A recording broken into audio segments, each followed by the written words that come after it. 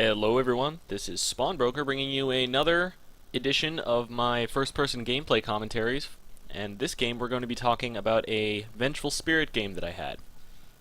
So first we're going to go over her abilities, just to let you guys know, for those who haven't played her, or don't know much about her. So her first ability is her stun. It's called Magic Missile, and it's just a single target stun. It's one of the best single target stuns in the game, and it does quite a bit of damage. Usually you want to max this first, because with increased ranks it increases the stun duration, it increases the damage. It does get a little bit costly on the mana, but that's okay. I'll show you how to deal with that. So her second ability is Wave of Terror. It throws a long ghostly line, and it gives vision along the line, as well as reducing the armor of enemies that come in contact with it, and it does a small amount of damage. Her third ability is Vengeance Aura. It increases friendly units' physical damage just by her being around. So at max rank, this is going to increase friendly units' damage by 36% just by Vengeful Spirit being next to them. And then her ultimate is pretty awesome. It allows you to swap a unit. Yep, and it has pretty low range on the first rank, but the third rank is very large, and you can swap people from almost a screen away. So it is very, very good, and it's great for initiation. It's great for saving your allies, and yeah. So that's enough about the abilities. Let's go ahead and start this game. Okay. So I bought the courier, my trusty mountain yak. Now let's talk about the items for a sec. I am going to be roaming this game because I saw that our team had a composition that allowed... Hold on. Okay. I saw that our team had a composition that allowed for roaming, so when you roam, you definitely want to get at least a little bit of regen. I got a smoke, and I also got I got 3 clarity potions. So that was all my money. You don't really need to worry about stats too much when you're roaming, because the entire purpose of your roam is pretty much just to get your stun off so that you can get some ganks in. So our lanes are going to be Morphling and Clockwork top, and then Bounty Hunter is going to solo the long lane, and Invoker is going to go solo mid. So here I'm wishing that I had enough money to buy wards, but I didn't, so wards are going to be a little bit late. But that's okay. I come down here to help Invoker check out the rune spot, just in case he gets in a fight at the rune. The battle begins. Looks like rune is not bottom, so we don't have to worry about it. Double damage. It's unfortunate for Morphling. So here I am setting up for a gank on the middle lane, very early gank on the middle lane. I'm hoping that Mirana didn't level her leap to start, and so here I go. She doesn't notice me until the last second. We do quite a bit of damage to her, but she did level leap first. So that is going to make her use up a bit of regen. It's going to give Invoker an advantage. I pop one of my mana potions because, as you can see, Vengeful Spirit does not have a lot of mana, especially at level 1. So here I'm going to go hang out bottom just to see if I can maybe get a stun in and help out the Bounty Hunter.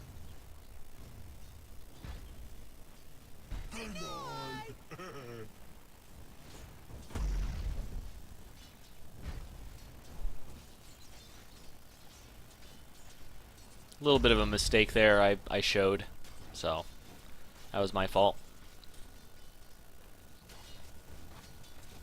Denied. So I don't really see myself contributing too much to this lane, and if I stay here, all I'm doing is soaking up Bounty Hunter's experience, which I don't want to do. So I decide to head out.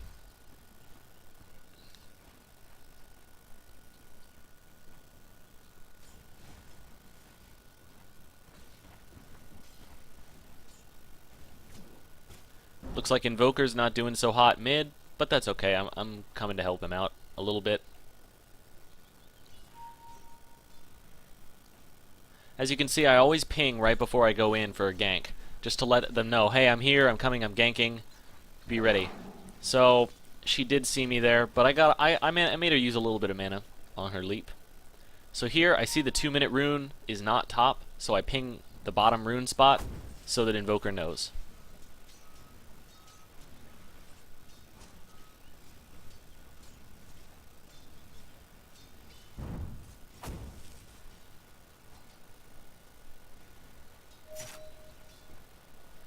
Coming in for a gank on Clinks. Unfortunately, they do see me a little bit early, and my teammates were not paying attention. But we've got 3 versus 2. We have a decent advantage, so that's fine.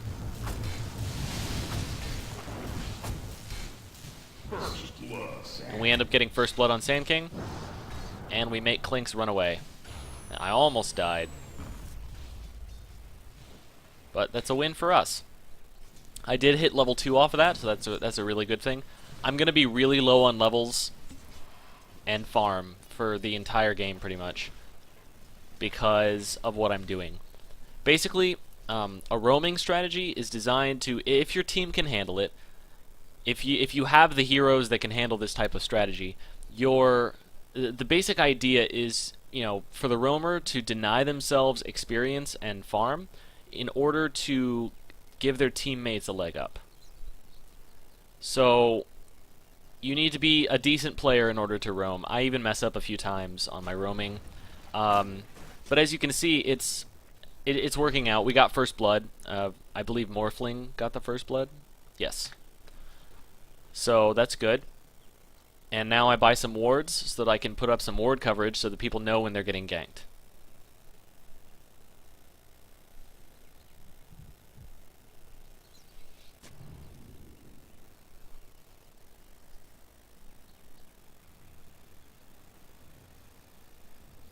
And here I'm telling my teammates, let's gank top again. But the lane is a bit pushed, so Morphling goes to pull it.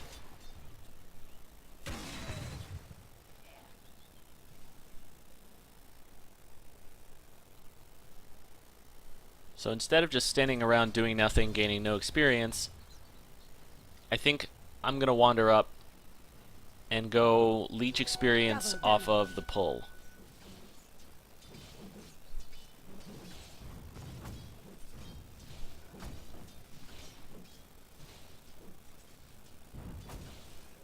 There we go. Now here we see Clinks overextending a little bit.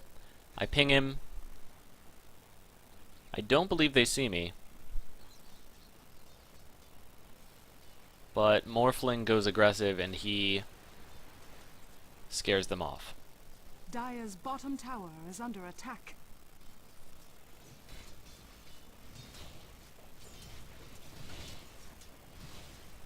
So as you can see, these people, you can tell they don't really know how to deal with a roamer.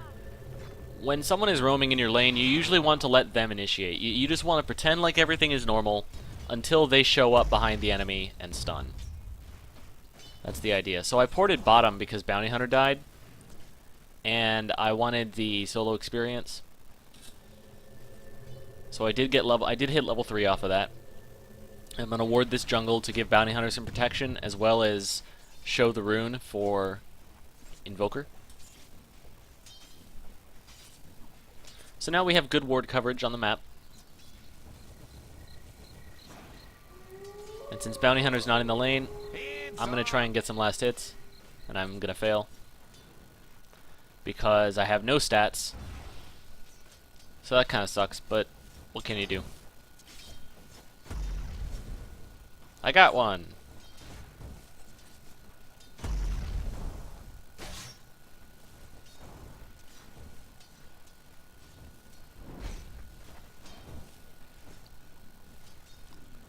And now I'm like, okay, Bounty Hunter's back in the lane. I'm gonna go do something else. Maybe? That's what I should have done. So this is a mistake, me staying here so long. I probably shouldn't have gone to lane. I should be roaming around, ganking people. But I felt that since Bounty Hunter died once in the lane already, he was kind of needing help. So I came to lane for a bit. just to help him out. Radiant's middle tower is under attack. But then I kind of realized that the other lanes needed help. So I port top because they were pinging and they wanted to get a gank off. And so here's a mistake. They try and go on top. And so I start walking down the lane because they were, I guess, initiating badly. And they were pinging, and I was like, okay, I guess I'll walk down the lane. So I revealed myself, which sucks. Not something a roamer wants to do. So here I'm like, okay, we're ganking them again. I pop my smoke so they won't see me, and my teammates get aggressive again. So this is very frustrating. As a roaming player, this is very frustrating for me because top lane does not know how to play with a roamer. They just keep going aggressive when they see me ping, and they don't realize, hey, maybe we should just chill out. So here I let Invoker know there's a regen here, and then I protect the rune so that he will be able to get it. Radiant's top tower is under attack.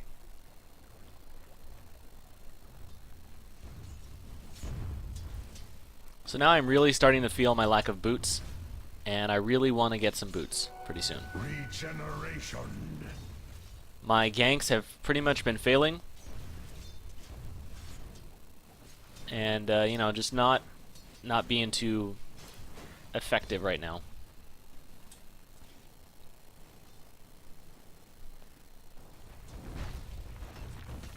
So here bottom is getting pushed down because Bounty Hunter can't do much. Bounty Hunter gets a great deny on the tower, so that's good.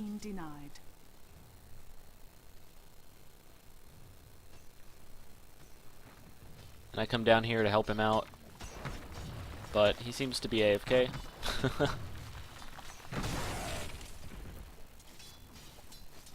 I'm like, oh look, a solo Bat Rider. That's cool. Let's go on him. Bounty Hunter is like, no dude, I don't want to do it.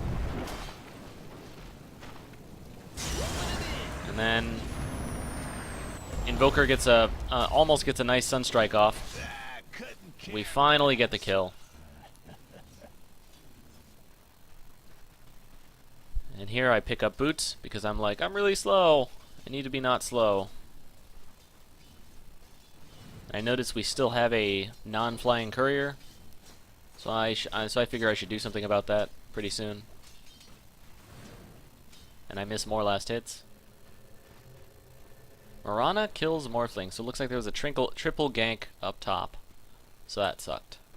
But, okay.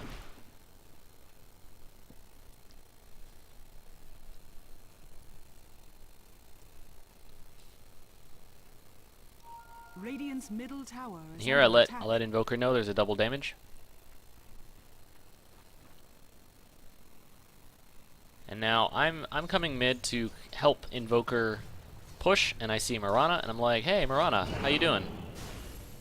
Mirana leaps away, and the gank that was coming from Invoker is now failed. So that was very lucky on our part. I had no idea there was a gank coming for him. I just figured I would help him push down the tower. So that was very lucky.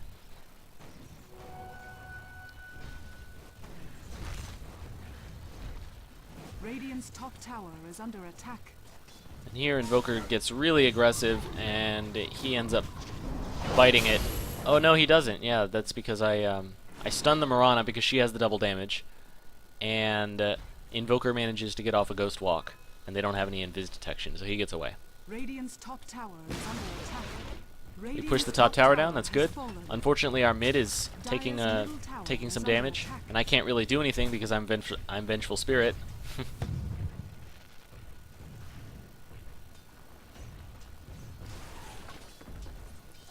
So I hit level 6, I pick up my ultimate. This is a very nice skill that helps people. It allows me to initiate ganks, it allows me to help teammates when they're dying, that kind of stuff.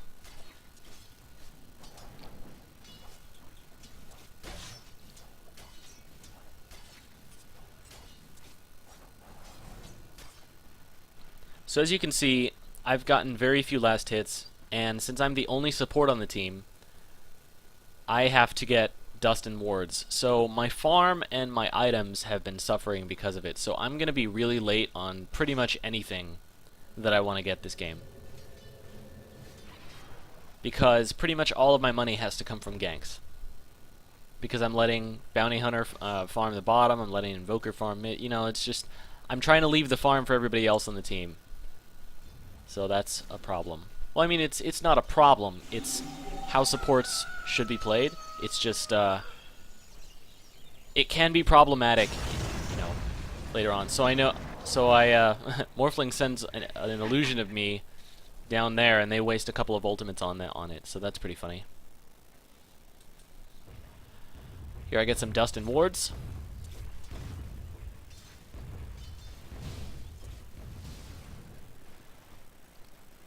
Boom, there it goes. And now here I'm kind of hesitant because I see that Morphling might be in some trouble, but I place a ward first. Just so that we can have some vision. And Morphling gets out okay. But then Clockwork initiates for no reason, which really sucks.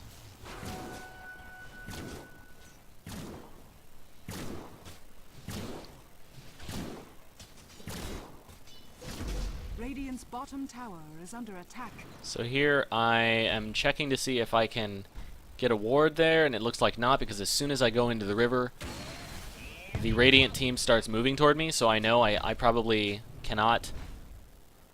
That I can't safely ward it right now.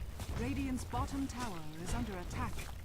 And here, Invoker is still farming, so we kind of have to hold this off just ourselves. We managed to take out Sand King immediately, so that's awesome. And then Bounty Hunter gets in some trouble. Dies to the Firefly.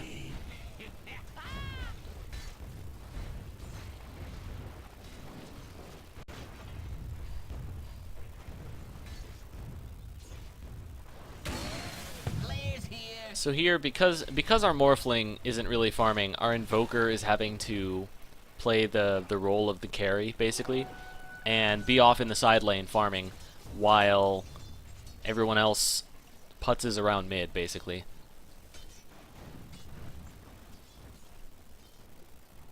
So here I'm like, oh, it'll be safe. Nope, Invisible Mirana. And I take the fall. Radiant's middle tower is under attack. So that sucked, but it happens.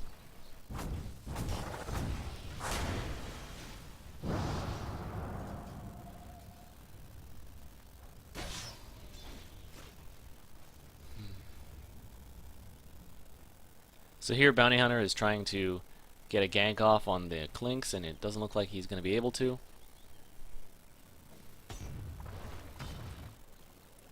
Okay, so right now my goal is to try and get this ward down in a useful spot without dying.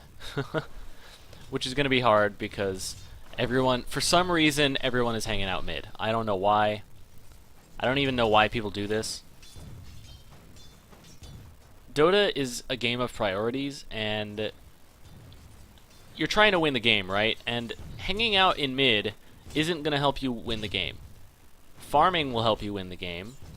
Pushing will help you win the game, but just 3 to 4 people sitting around, not pushing, not farming, just waiting for something to happen, that's not going to help you win.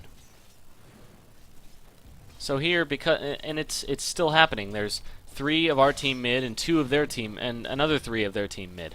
So it you know, it makes no sense. So I'm just going to sit here and farm because I'm kind of getting tired of it, and our team gets initiated on. So I port mid to try and help out. Dire's top tower is under attack. And I swap the Mirana to make sure she dies. And then I stun the Ogre. Ogre gets a nice multicast off on Morphling.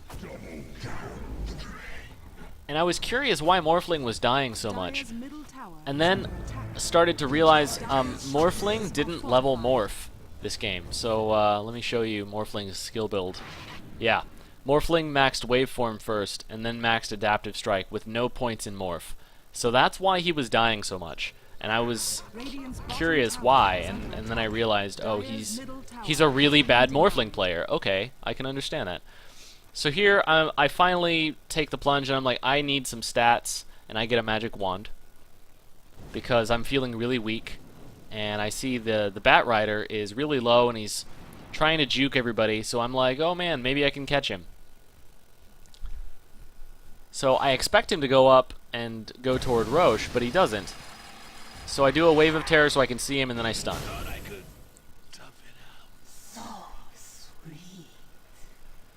So I managed to pick up that kill. It's pretty good. But yeah, this Morphling is a really, really bad Morphling. He didn't put any points into Morph. That's... When you're playing Morphling, you want to max Morph first, because it gives you stats, as well as making you an unkillable monster if you have it at max rank. I mean, it literally makes you almost unkillable. I mean, you can activate it in certain stuns. You can activate it pretty much any time. It's really awesome. And I just don't understand. So we actually, like, the Invoker got onto the Morphling during the game because he was like, dude, why didn't you put in any ranks into Morph? So it's kind of strange.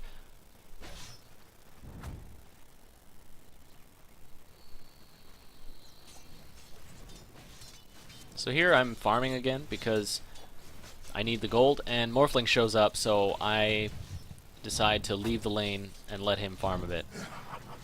Or I'm just hanging out just to make sure he doesn't die.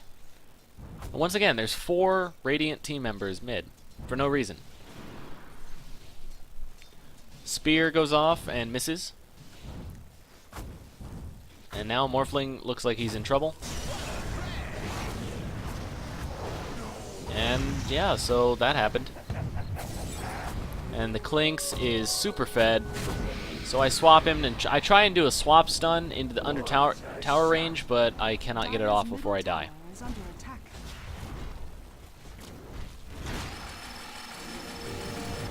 And there the Clinks blocks the Invoker. Oh my gosh. Look at how terrible this is. Clinks takes the fall.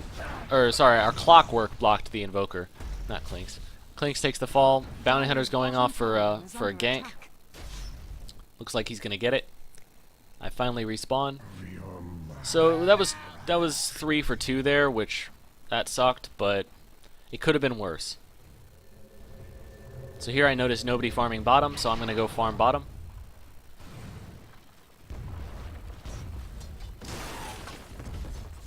Because it's starting to get late, and I do need to start getting some items to help support my team.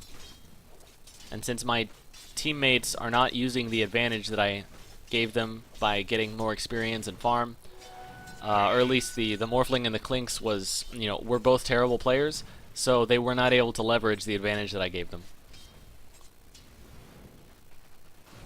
So because of that, I have to do some farming here. Because I'm starting to notice that the only good player on my team is the Invoker. I mean, the Bounty Hunter is okay because he didn't feed bottom lane, but the Morphling and Clinks are really making it hard. This game, it should have been a lot easier than it was. Dire's top tower is under attack. So here I see our top tower is under attack, but I'm only a support player, and if I decide to teleport up top, I won't be able to stop the push because nobody else is up there either. So I decide to stay bottom. I'm going to keep farming.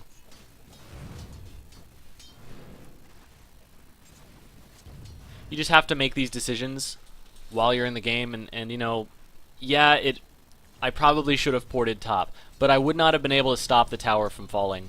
Nobody else on my team was porting top, so that was a problem. And then here I notice Bounty Hunter is looking for a fight for some reason, but they back off.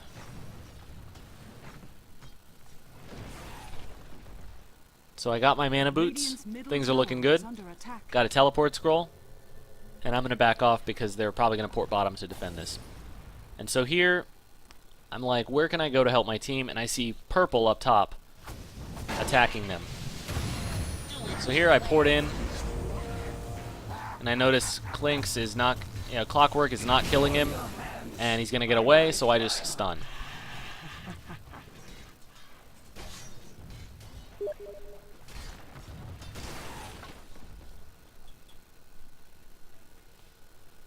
Hold on just a second.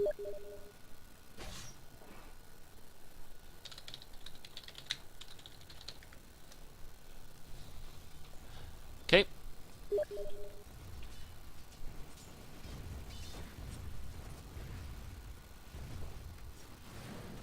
So looks like orange is pressuring our bottom tower, and here I'm kind of at a loss for what to do. I'm like, where do I go?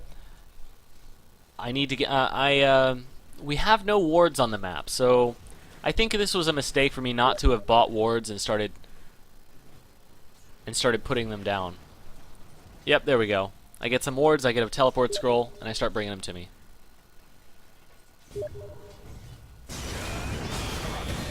Okay, so Invoker gets initiated on and squished. Yeah. He's like, oh my god. But now, we can't really stop this push because our team isn't here.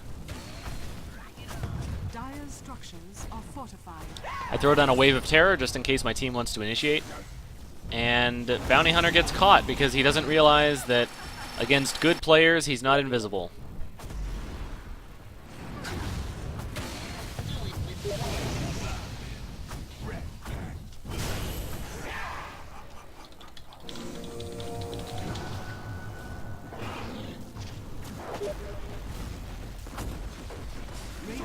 So there I was trying to help out, but it was too little too late, and two of our team members got caught. I don't really blame the Invoker because he got blink daggered on, but the Bounty Hunter should have known better. They've been, you know, dragging sentry wards around with them the entire game. Bounty Hunter should have known that against good players he's not going to be invisible.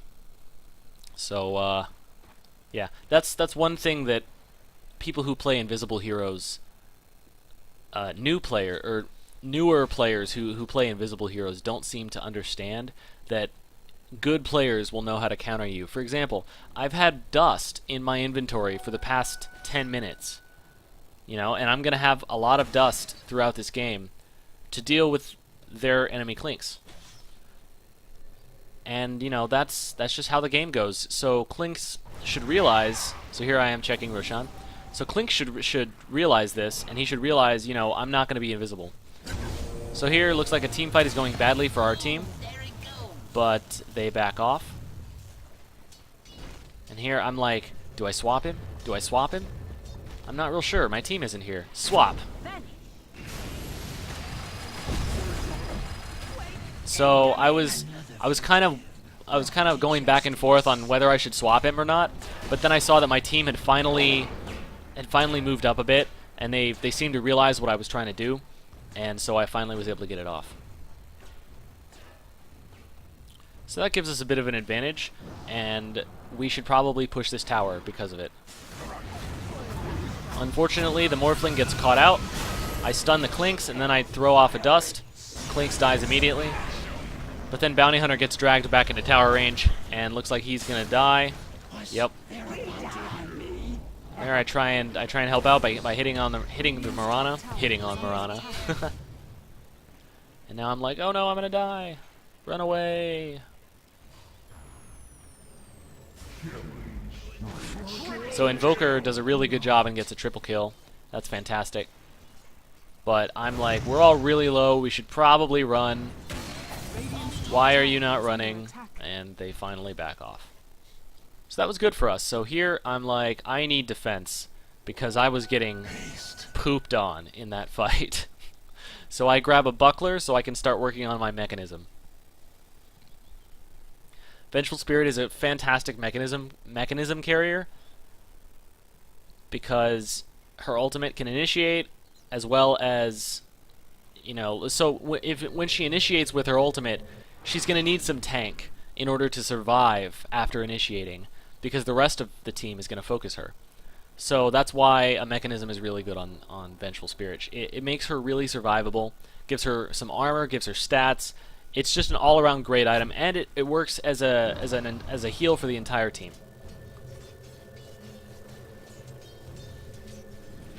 mean, the mech is really late, but you know, I was really starved for farm in the early game, so I'm just now starting to get some farm with these team fights.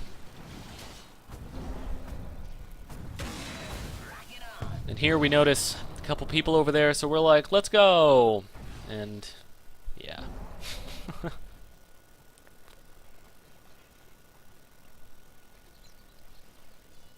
Dire's bottom tower is under attack. And this is really stupid right here. This clockwork ults onto a person down there, and we're all like, what was that about? And it's like, yeah, Bounty Hunter was down there with you, but why would you think there was only one person roaming around alone there? It just doesn't make any sense. So that was really bad on him.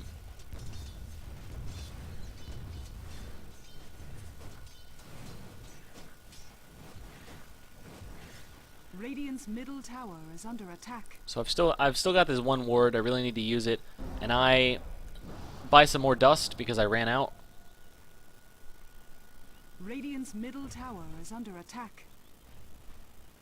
Boom, there it goes. So here it looks like they are about to jump on someone, and they jump on Invoker. So I stunned the Batrider just to, you know, make sure he doesn't pull the Invoker away, and then I swap the Batrider so that he dies. Unfortunately, I did get focused down after that, but it's because I swapped the Batrider when I was... And I basically swapped straight into the Sand King ultimate, so that really sucked. Not much I could do there. I didn't realize the Sand King ultimate was going to be going down right there, so whoops.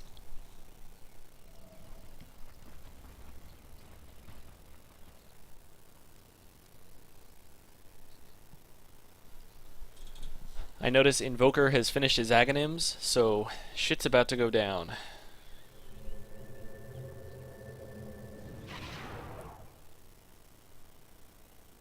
Basically, the only hope that we have to win this game is if Invoker is good.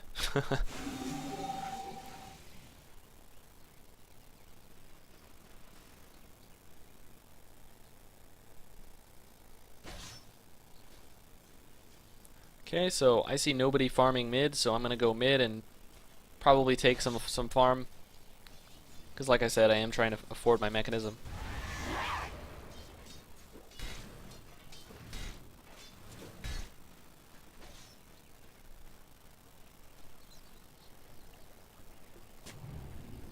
And I put a ward there because I don't feel safe warding up near the Radiant Ancients.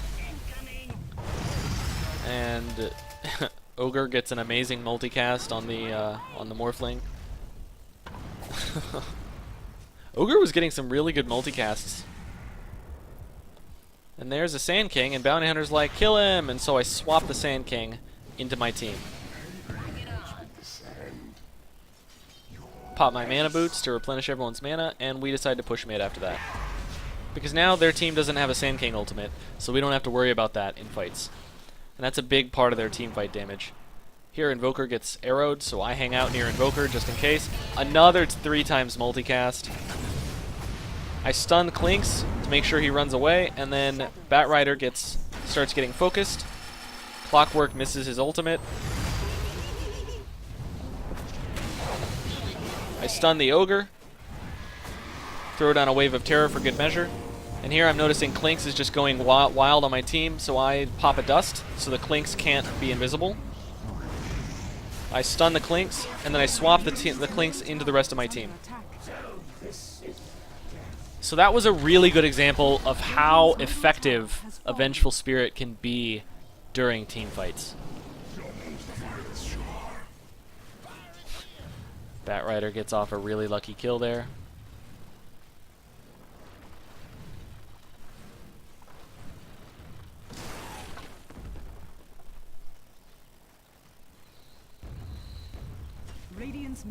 Here I start to be like, maybe I can deal a couple shots to the tower, but then I get nervous and I walk away.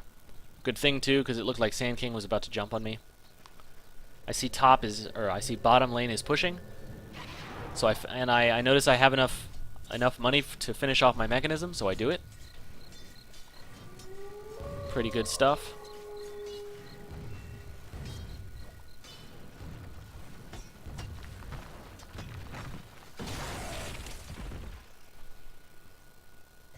Yay, mechanism.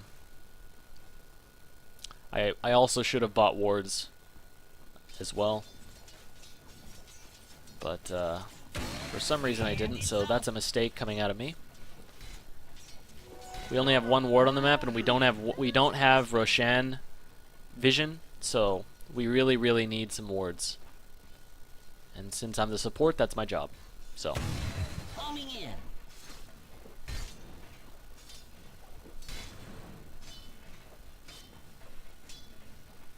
I feel like support is one of those interesting roles in Dota 2 that, I mean, support is really hard to play correctly.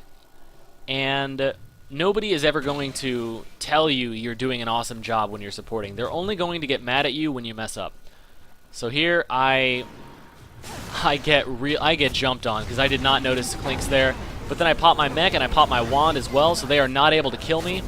I swap the ogre into the clockwork springs. I chase down Mirana, disable her bottle. I notice Batrider's getting away, so I come up here to try and help out. And I throw a final stun to kill him. So the reason why my team was able to win that team fight is because I lived. And the reason I lived was because I was able to pop my mechanism, and I was able to get, I believe, almost a full wand popped off as well. So that healed over half my hit points back. And mechanism also gives you extra armor when you use it. So that was really good. That was a big turnaround for my team. It would have been nice if I had never gotten caught in the first place, but I didn't notice the invisible hero, and you know, it was just things like that are going to happen.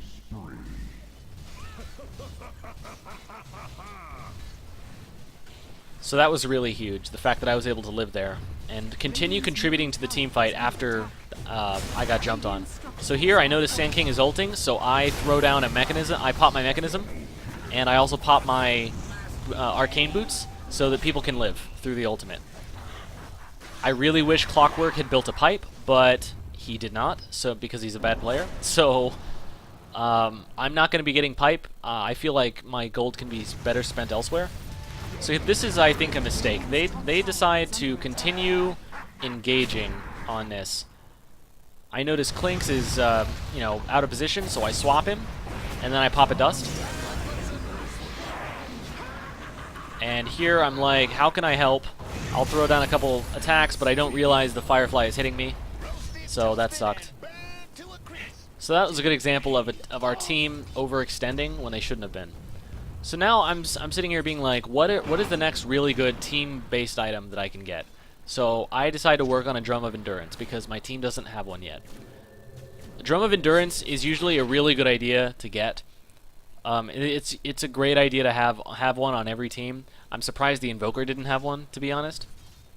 So I start working on it because Drum gives great stats. It's going to make me tankier, it's going to make me move faster, and it's going to give my team an attack speed aura. So all of that is really good. So I buy dust, and I put the dust on the courier, but the Invoker is like, I have a gem. So I'm like, okay, that's fine. But then nobody takes the dust for the rest of the game. I'm all like, hey guys, there's dust on this courier. You sure you don't want it? And they're like, nope.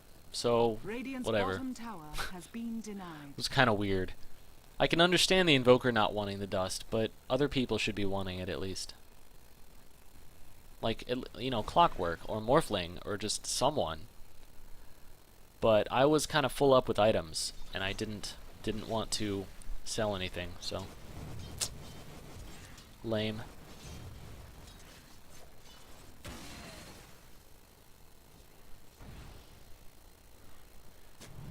So I put a ward there because I've noticed they've been trying to sneak into our jungle a bit for some ganks. That's usually a good spot, a good defensive ward to place when you think that the enemy team is going to try and get tricky and gank you in your jungle. So here, me and Invoker are like, what are we going to do? Everyone's farming for no reason. So I'm like, well, I don't know. I believe Invoker was calling for everyone to group up, so I buy a smoke so that we can do a smoke gank.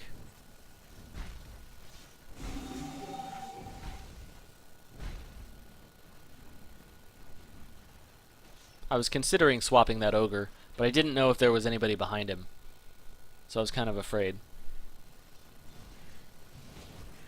So here, Invoker is like, everybody group up, group up, group up, and the Clockwork is off doing his own thing, and he's not really helping us out.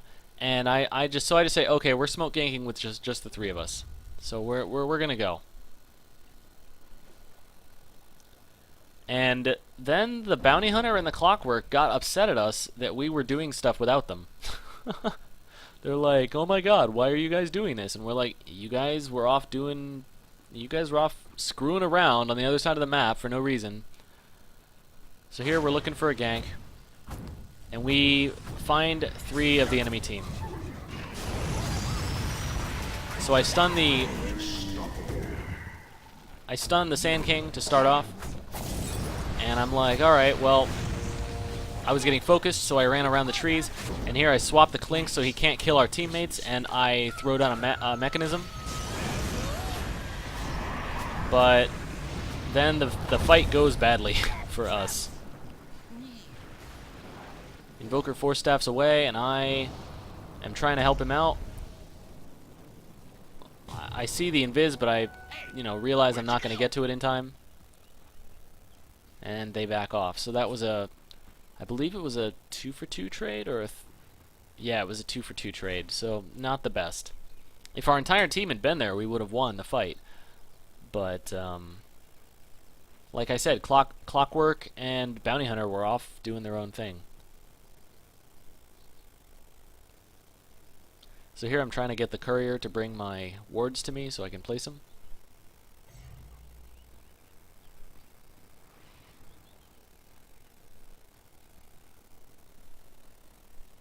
And the courier gives me the dust. And I'm like, god damn it. Courier, why you gotta do a thing? Why are you so mean? So, oh god, that's terrible.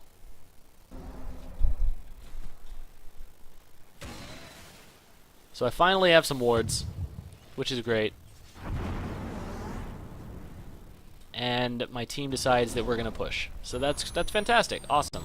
We check Roshan.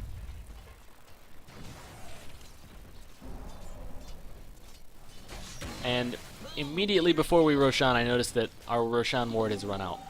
So the enemy team also doesn't have a Roshan ward, so we end up getting this for pretty much for free, which is great. Before I went into the Roshan pit, I should have dropped a ward, so that was my mistake. Definitely a mistake by me. And here I see Ogre out of position, so I swap him into the middle of my team.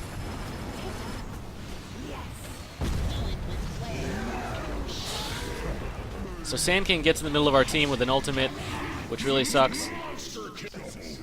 But we still come out ahead. So that was really good. Having a pipe would be fantastic, but the mech is doing a decent enough job keeping everybody alive.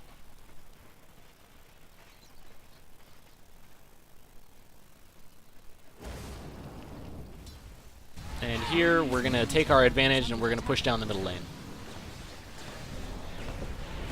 And I believe Invoker picked up the Aegis. So here Clockwork gets pulled into the towers, and he's having a bit of trouble, so I swap him. And he still goes down toward the Bat Rider that he was running from. I don't get people sometimes. Radiant's middle barracks has fallen.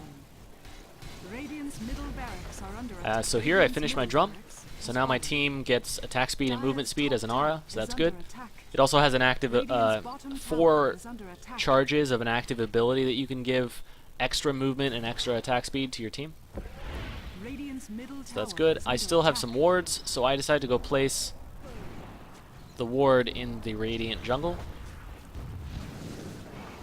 And here it looks like we're engaging. I throw down a stun on the Ogre Magi, and we get a kill. Pretty cool. And I pop my mech so that I can heal up the Morphling a bit, Bottom tower is under and Morphling goes away. Radiant's bottom tower has fallen.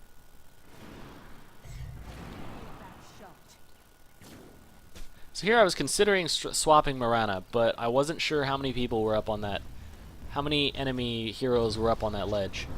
So, yeah. This Invoker was being kind of a dick.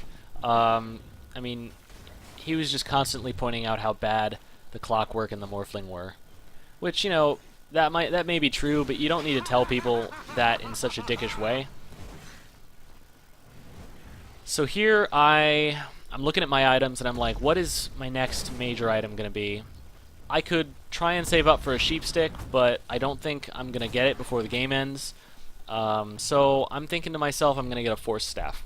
Even though the team already has one, it's always a good idea to get more Force Staffs.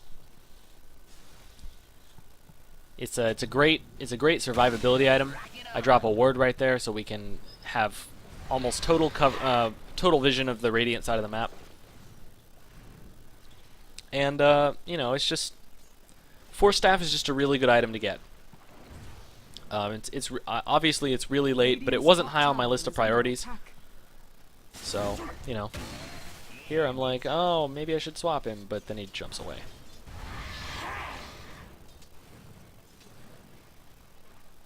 Allies disappear.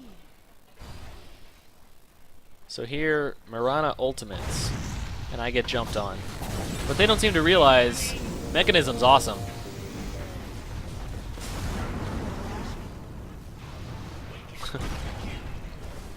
And I get killed by the Batrider stun. But the Invoker is cleaning up.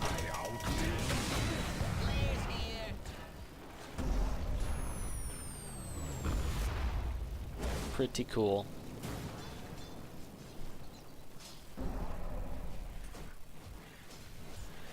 So the Invoker was definitely carrying this game.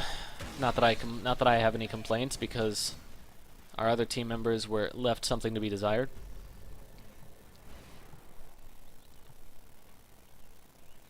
Yeah, 16, 3, and 11 with 182 last hits. Holy crap. Boom, there it goes.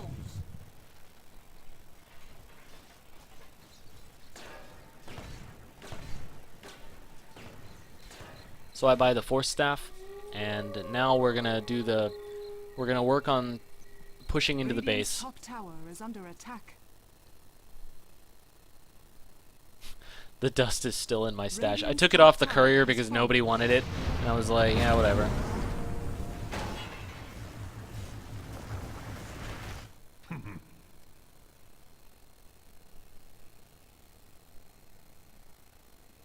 Cool. So now I have 5 items with active effects on them. And so I put both the dust and the wards on the courier, and I tell people, okay, there's wards on the courier, you know, please use them. Clockwork gets caught because that's what he's good at.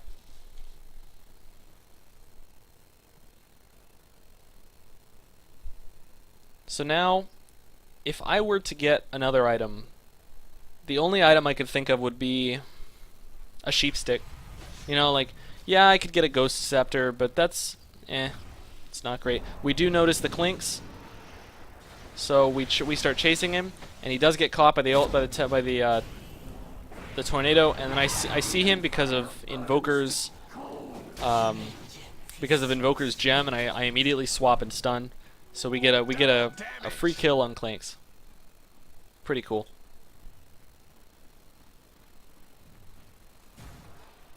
And now me and Invoker, I start Force Staffing him for no reason, just because I'm bored and I want to end the game, and our teammates are still farming.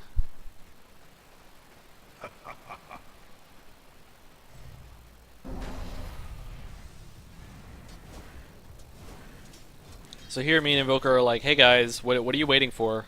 We still have an Aegis. There's no reason not to push. Come on.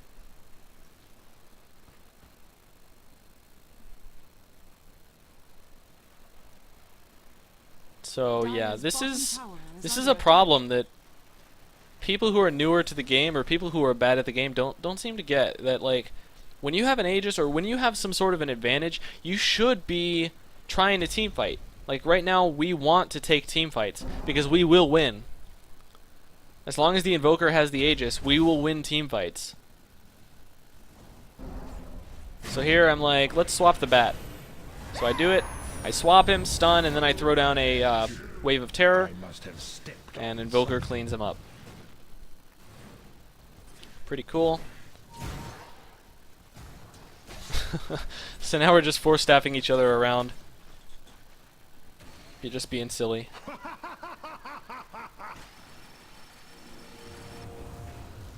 Radiant's top tower is under attack. Clockwork is doing his own thing mid. I don't know. Even the enemy team was talking about him, about how bad he was. So here I notice Clinks, and I'm like, stun! Stun, Wave of Terror.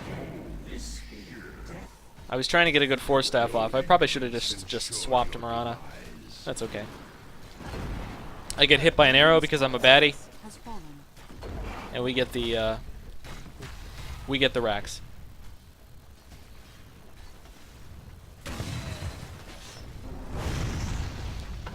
I get stunned by the ogre, and I'm like, oh well, whatever.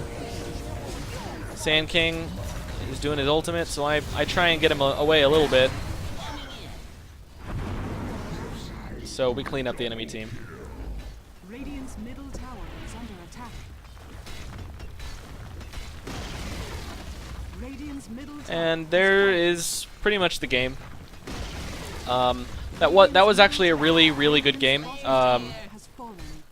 The start to the mid game was very close. It could have gone either way, but then we just started winning team fights because our Invoker farmed better.